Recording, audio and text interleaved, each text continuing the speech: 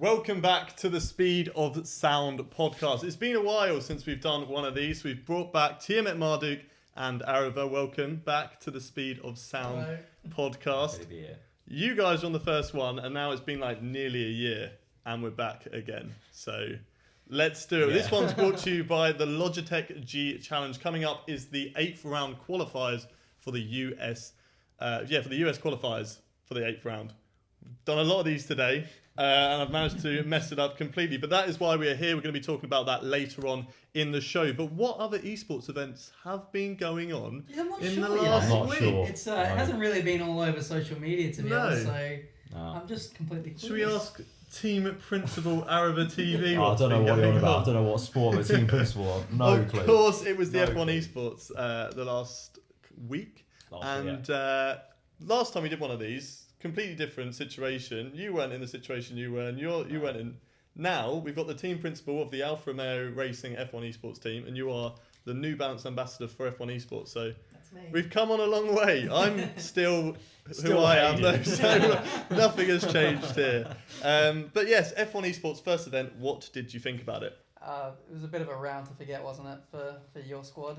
Yeah, it was a tough one, tough weekend. Obviously, we've had some technical issues with the equipment. But as a whole, from a neutral perspective, obviously it was still a great spectacle. Good to be back for another season of esports, and obviously it's the one of 4 rounds this time, so we've got 3 more rounds to make up for it, and I'm sure that's going to pump up Sally and Danny quite a fair bit. But racing was all right, was it? Some big surprises over the course of the night. David Tonzilla, they call him now. Yeah. Just an absolute beast. He was completely unfazed by everyone who showed up that night and stormed 2 out of the 3 races and was basically carrying Ferrari on his shoulders, wasn't he? Let's go into the first race then. Bahrain. David Tonitsa, or Daniel Tonitsa, as I like to say in that F1 Esports roundup. He won the race. Jarno Opmeer, surprise in second place. I don't know what you guys thought about him coming into it either. Yeah, the Renault boys had a lot of dark horse pace in the race, I feel, especially Jarno. I think no one really knew what he was going to be like because he used to be a real racing driver and swapped over to sim racing, so no one really knew how he was going to perform. I thought he'd be good, but he definitely showed up quite a fair bit in all 3 races that was that night. So, yeah, decent. But for Ferrari and Tonzilla, I think it was... it's a bit of a weird one because he was quick. He won AOR before. He won Season 16, so there was the speed there, but I don't think anyone thought they were going to show up quite like that. So consistent. No one matching him. But I guess, the practice that he did pre-event was very, very, very good, apparently. So, yeah. What was your thoughts on Ferrari going into it? New team on the block. Did you think that they were going to come out so quickly as they did? No way. I completely overlooked them, to be honest. I saw David as a sim driver, not necessarily an F1 kind of guy. Maybe that was just me being naive. So I overlooked those guys. Renault got a good squad, like you guys mentioned before, but I think we also have to talk about Mercedes, don't we? Yeah, Mercedes, a bit controversial compared to like last year. Brendan Lee was smashing it last year. We can't lie, he absolutely smashed it last year. Won the championship by over 100 points, I think, wasn't it? In the end, obviously they had Daniel Bresnay. He's moved on. Someone stole him. I can't remember who stole him away. So he's moved on. So now with Patrick Kreutsch. How you say his name? Kreutsch. So he's with them. He was with them, of course, last year. Didn't race, so we're not too sure whether that was just because he didn't have the pace and whether he's been put in the car because Danny was stolen so late notice. Daniel Shields they got in the pro draft, but hasn't raced in any of the first 3 races.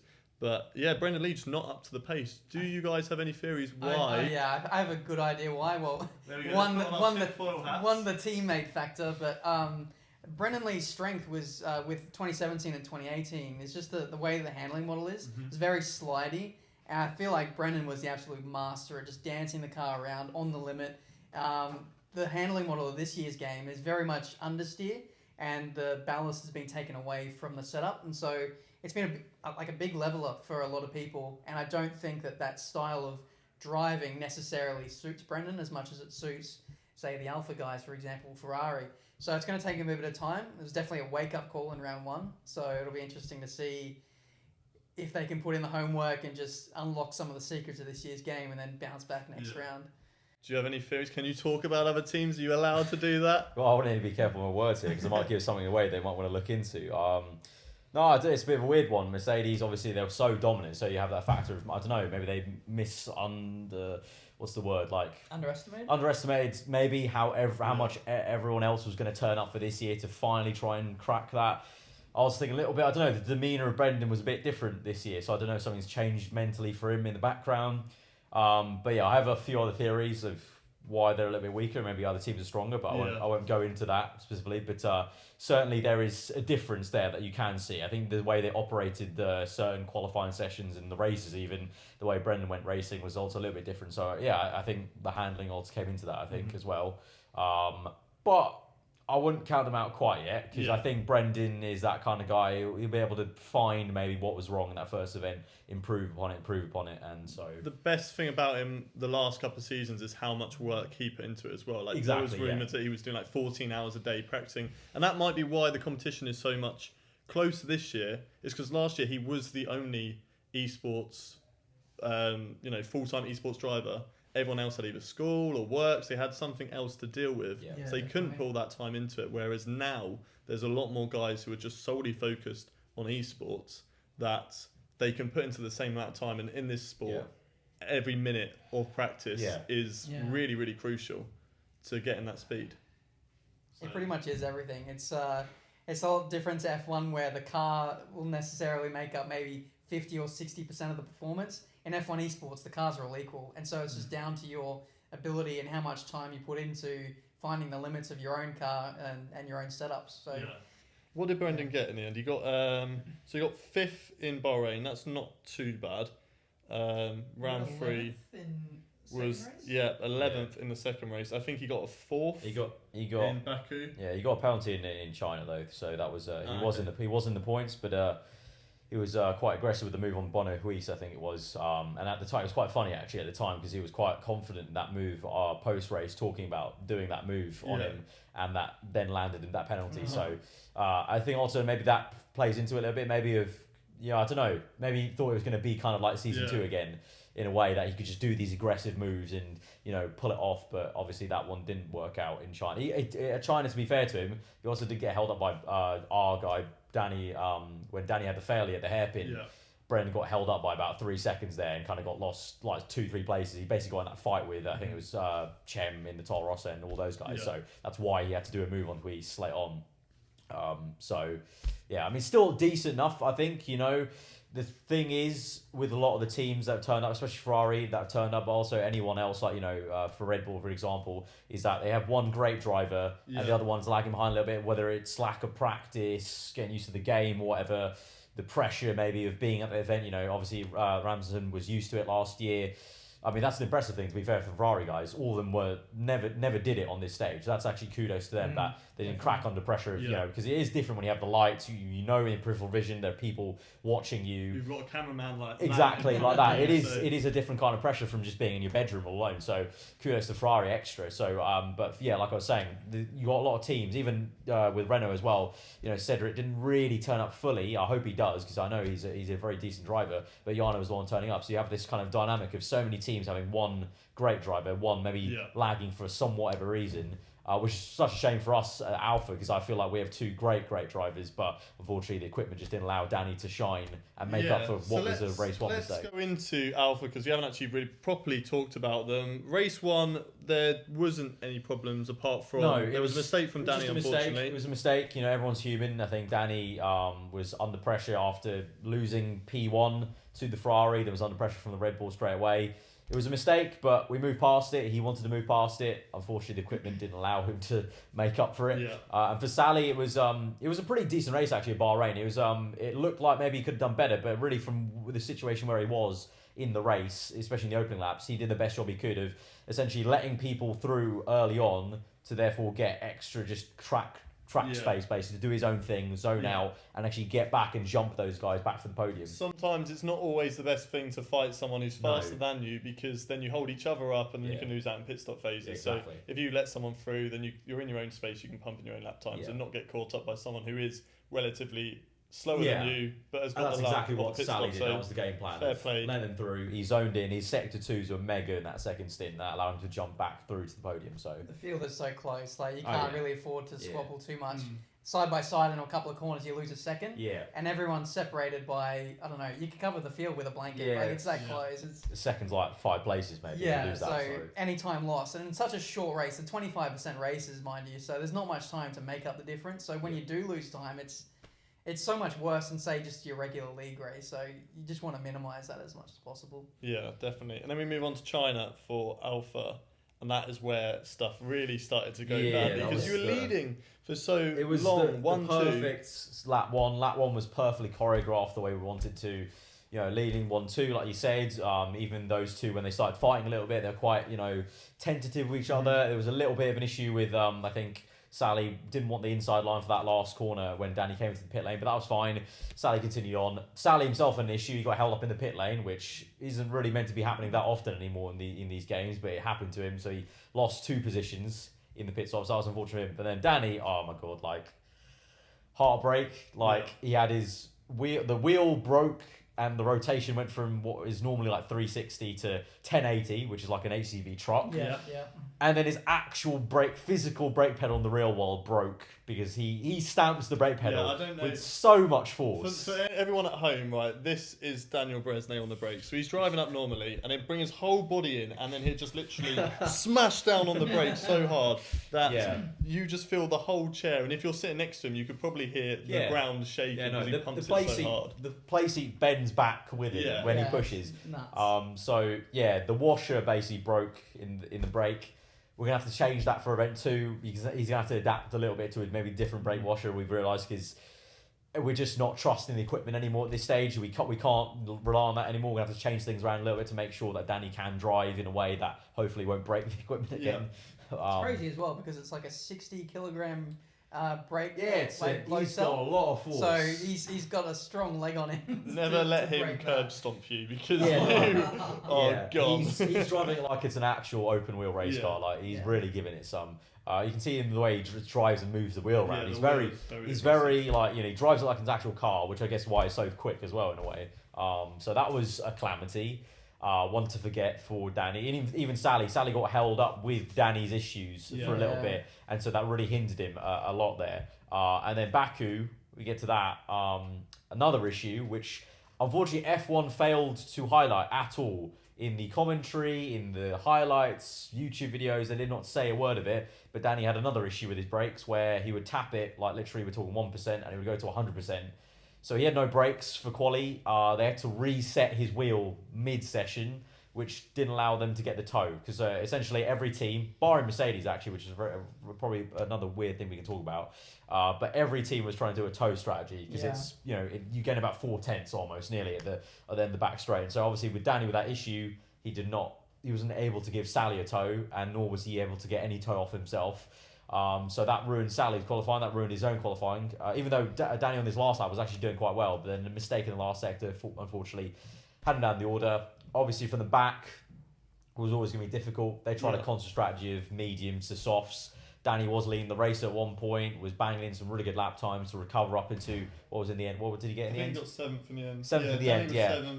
Sally got 9th. We were literally 1 or 2 tenths away from getting 6th place because it was the Williams driver. Williams driver got a penalty. We're literally 2 tenths away from getting that 6th place. So that was unfortunate. But in the end, decent drive actually from our 2 drivers in Baku. That's the most they could have done from where they were. But yeah, I mean, overall, with how many issues we had and how bad at the time it felt like everything was going wrong for us, to come away with that many points actually, I think pretty solid actually. They've done a good job of recovering. You're 4th in the standings, 35 points. Ferrari are on 65 points, all David Tenitz's points. Yeah. So it's good to know that they are literally a one-man team at the moment. We might see Amos, Luito, and I don't know who the other one is. Giglioli. Yeah. We might see them guys step up the pace in the next couple of events, but for now, going off the first one, it's looking very much like a one-man team. 30 points at the moment off, which isn't actually too much if you think about how long to go. And the good news, I suppose, for you guys is you know that you have got 2 guys that are capable of putting it into at least the top 5 in qualifying. Exactly. Yeah. In every session. Yeah, they should do. Yeah, they know that. We know that. It's just unfortunate that things happen, but those things will happen again, I'm sure, to other teams, hopefully, and it all balances out in the end. And that's the thing, like, when it happens to other teams, we need to be there to pick up the pieces and get the best results ever. So, yeah, overall, can't complain. Well, I can complain, but... But given the circumstances... Yeah, given the circumstances, it could have been a lot worse. A lot worse. So, Sally did a mega job to do what he could do in the situation. And Danny, bless him, was really downbeat about things, but he's now fine. They're all they're right now, as we speak, probably they're practicing as we record this podcast, and they're, raring to go for event number 2, which is in only like 3 weeks' time. Yeah. So. Well, I remember we actually went on a night out after the thing. We were out till like 3:30. We came back and Sally is literally jumping on Canada. Probably not the best practice to be doing.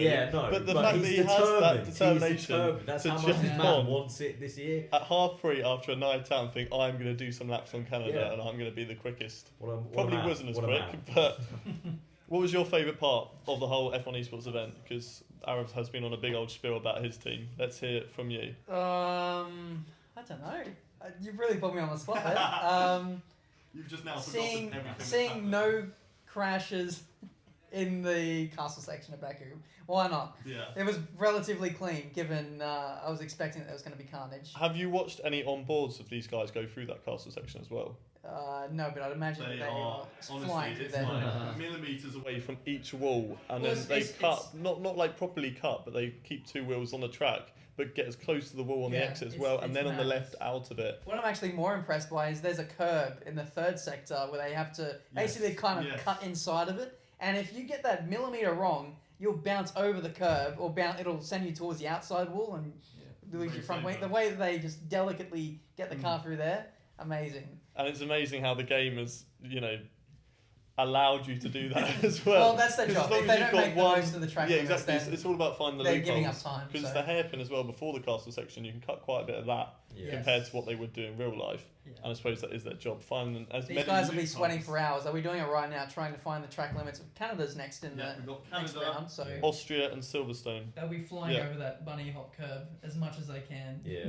The good thing about the F1 Esports webpage is they don't actually have what races round 4 and 5. The good thing we have a team principal here to confirm verify, that. So the standings we're ending on that. So David Tonitza, Tonzilla, smashing at the moment. The Ferrari driver 65 points at the moment. Ahead of Frederick Rasmussen, who seems to be doing a good job. Carrying on from last year. I think he just got a bit unlucky, didn't he, in the first race? In the first race, he got caught with Danny, so if it wasn't for that, he would probably be quite close, actually. Because he was batting for second with him, wasn't he? So he's 22 points behind at the moment. Then Marcel Kiefer, quite surprising from me. I didn't think he'd be up there. I know he was a midfield guy, but not necessarily a top runner, but he's doing a good job. He's putting in the solid results, 3rd at the moment. And then Sally, of course, your man. P4, 29 points. Currently, if I have a look here, he is currently 36 points off the leader. So not bad. Not a lot, considering we've got how many races to go? Got 9 races to go. And you never know what can happen, Exactly. There could be an issue for the Ferrari guys, issue for Red Bull. It's just that hope that everything levels out eventually in terms of these kind of luck and these kind of issues with equipment, that it levels out. And then also, obviously, being the F1 game, it's very close racing. You don't know what's going to happen. Yeah. And I think we're yet to see really some fiery battling yet. I'm waiting for someone to kick off where, someone gets very angry post-race at someone with what they've done with the, We want a Michael Schumacher-esque bust up after Spa, don't we? Jarno Opmeer, he's in 5th. And Brendan Lee, down in 6th position. Last year's title runaway. Not doing a great job at the moment. No real other standouts apart from Daniel Bresnay being down in 13th, but we've explained the reasons for that as well. Is there anyone else that either of you thought you were expecting more from and hasn't really delivered in the first 3 events? Obviously, apart from Danny, because he's got problems. Amos Lorito, the second Ferrari driver. I have had experience of racing with him, and he's absolutely rapid. Just a shame that he maybe wasn't able to get the qualifying results that he wanted. I rate him up there with the likes of Sally. So. He should hopefully be up there in the next rounds. But it'll be interesting. I heard that the Ferrari guys are doing some kind of Assetto Corsa competition just before the next round, so that might be a potential distraction for those guys. So could be some... and it's the same people as well? Yeah. Oh, yeah, really? like Okay. David is doing it. I don't know about the other guys, but I know that David's definitely doing I it. was just like, I would never let my drivers do that. No. Anyone for you that sort of you expected better from? I thought I was expecting more from the Toro Rosso drivers, Mhm. Bassi and Holzman. I thought they were going to do better, but they seemed to really struggle quite a bit. I mean, to be fair, Chem did say he had a lot of issues in terms of the equipment as well, like being a little bit dodgy with the sound and whatnot, and being just getting into issues in the race with a lot of scrapping. So we'll see about that. And I don't know, really. No, I don't. I think everyone's where I thought they would be, apart from Ferrari. But I didn't think Ferrari were going to be low. I thought they were just going to be kind of middle of the way. So that's the only major thing. But apart from that, the pecking order is kind of where I thought they'd be, considering who's driving for who. Mercedes down in 7th place. You thought? I didn't think Merc were going to be. I didn't think they were going to be 7th. I thought they'd be at least where we are right now, P4. Okay. I didn't think they were going to come into this and again whitewash everything. Yeah. But apart from that, no major upsets really. I guess just some drivers maybe need to find their feet again after a long period away. Even if they haven't been practicing, like I said, the lights, everything, it does work into the mind a little bit. So I think some people just need to find their feet a little bit.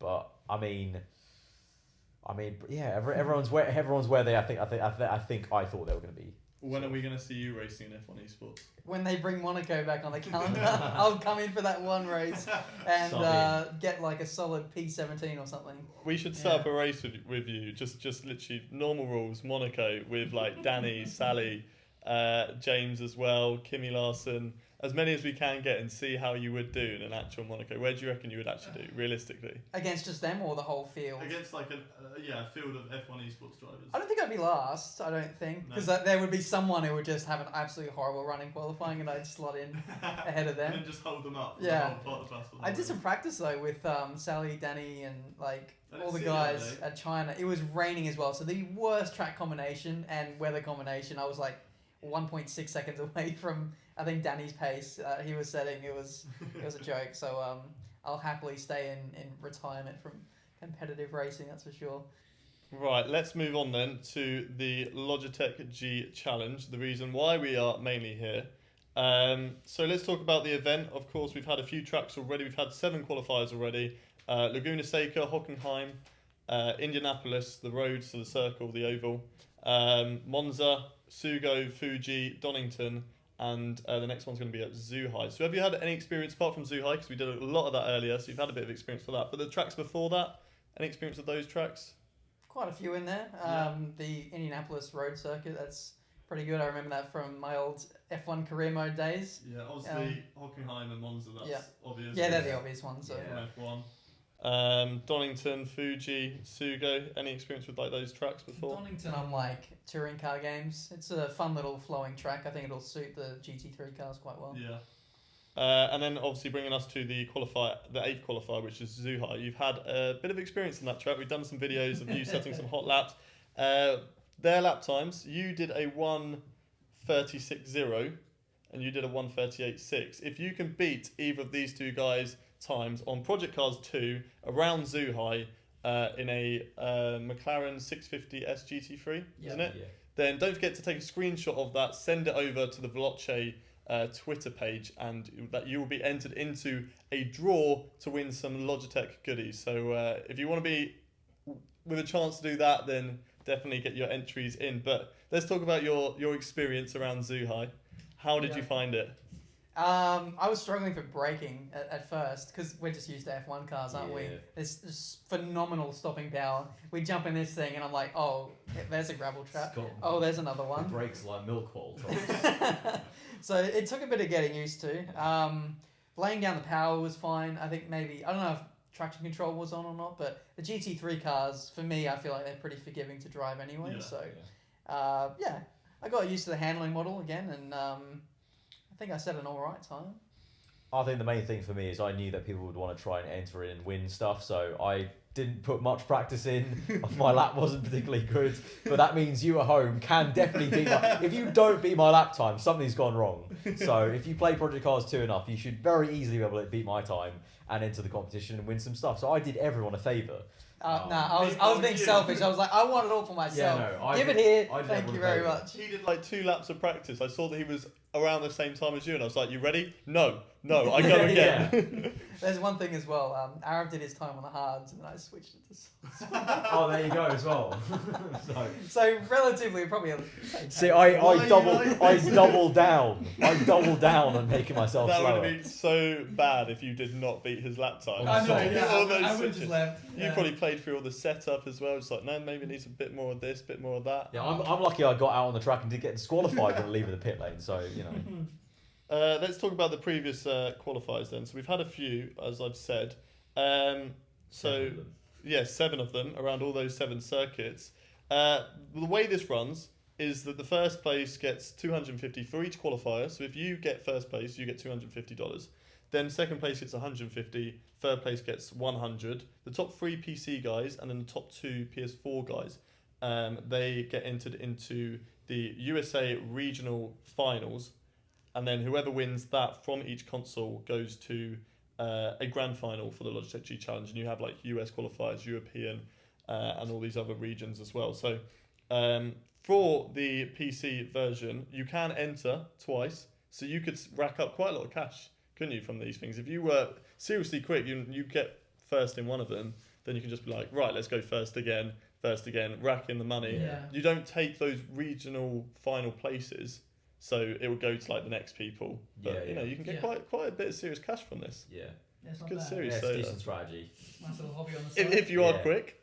Yeah, exactly. Yeah. Probably not you two, but if you are quick on Project Cars 2, then it's definitely worth going to. There's a guy called THR Operator from the USA. He has won 7 out of the 7 PC qualifiers at the moment. Wow. So he's going to win, right? Well, I mean, he's got to be the favourite to win. Yeah, for sure. Yeah. No, I mean, if you're that consistent across that many different circuits, then he's going to feel pretty confident going into the actual next phase of the competition, basically. And as he has already been in the top 3 once, he's he's automatically, got that he is, he's got that and he is qualified for the finals anyway, which is at Road America. I don't know if either of you have ever driven Road America before. It's my older games, Enjoy it, good circuit. I don't think I have driven around Road America, but I'm not, a racing driver. So. You got the sim in the next room, so. Yeah, but that's not got. I don't think that's got Road America on it.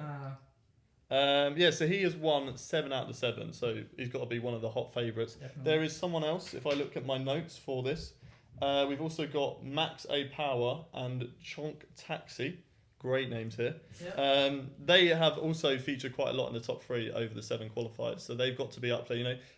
When the pressure's on, this guy could make a mistake, this THR Operator could make a mistake, and then these guys could just come in and be like, pick up on that, be consistent. Yeah, I'm sure they've been looking at like the little leaderboard thing, seeing like I up already like early rivals and whatnot for that later on the competition. So that'll definitely be a thing they maybe look to do. It's like he might be a little bit quicker, but if we're both there for giving pressure, then something's got to crack at some point. Maybe not 7 out of 7, obviously. So maybe he's just the coolest man ever in the race seat, and he's not going to crack on the pressure. We'll have to see. A Frederick Rasmussen that just sits there. Yeah, and literally just no emotion whatsoever in the cockpit. It could be that, or he could just be, could not be. He's not being challenged yet because these are qualifiers. They're not actual in their races. Yes, where it's just lap times. Key at the moment, so that could be a very different thing. We've seen that in real life of real drivers. We've seen that in esports as well. Mm-hmm. Some people are better qualifiers than they are races, so.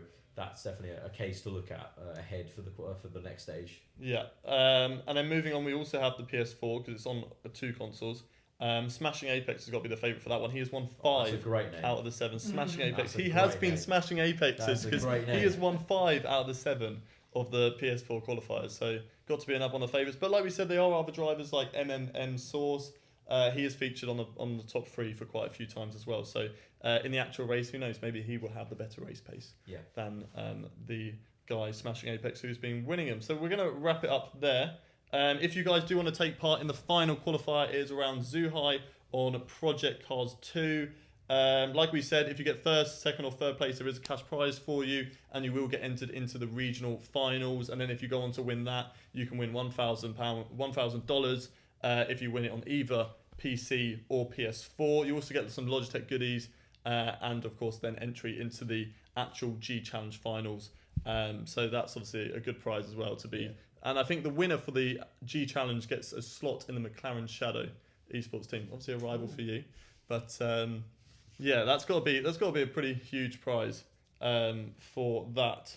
And also don't forget that you can beat both of these two guys' times. Take a screenshot of it, send it to the Veloce Twitter. All that stuff will be in the link in the description. And yeah, you'll be entered into a prize draw to win some Logitech goodies. You don't want to miss out on that because Logitech have got some really good equipment, haven't they? Yeah, really good like gaming peripherals, mice, keyboards, wheels. Things just mice. Aarav there forgot about just all the stuff that Logitech I'm made. so sorry. Just mice. I'm Australian. I don't speak English. Just It's my second mice. language. Just mice, mate. Wheels, Sorry, mouse, keyboard, headsets, any sort of gaming stuff that you can think Basically of, they too have much available. stuff. Maybe I mean, too much there's stuff, too but much stuff, it maybe. will sort you. Maybe so. It will sort you right out, and all the links for how to enter to the 8th qualifier will also be down in the description below, as well as to both of these guys. So go check them out. They make some great, all right content on the YouTube scene. So yeah, no, definitely go check them out. But thank you both very much for coming on to this Speed of Sound podcast. To be back. I guess we'll see you in a year for the next one. Yeah. Yearly series. Yearly series. Yeah, Hopefully you all have a good Christmas. Yeah. Good luck in the second event. Thank you very much. And you good luck doing your New Balance ambassadorial stuff. New Whatever. Balance kit. Yeah. Enjoy selecting New Balance gear and wearing it at the F1 Esports event. You can collect it. I don't know. We're going to leave a link to this as well. No? Okay, never mind. There's can leave too a much link. stuff down there. Anyway, You'll find it's been a everything you pleasure. need will be down in the link description. We'll see you next time. Like, subscribe, Veloce, all that good stuff. Goodbye.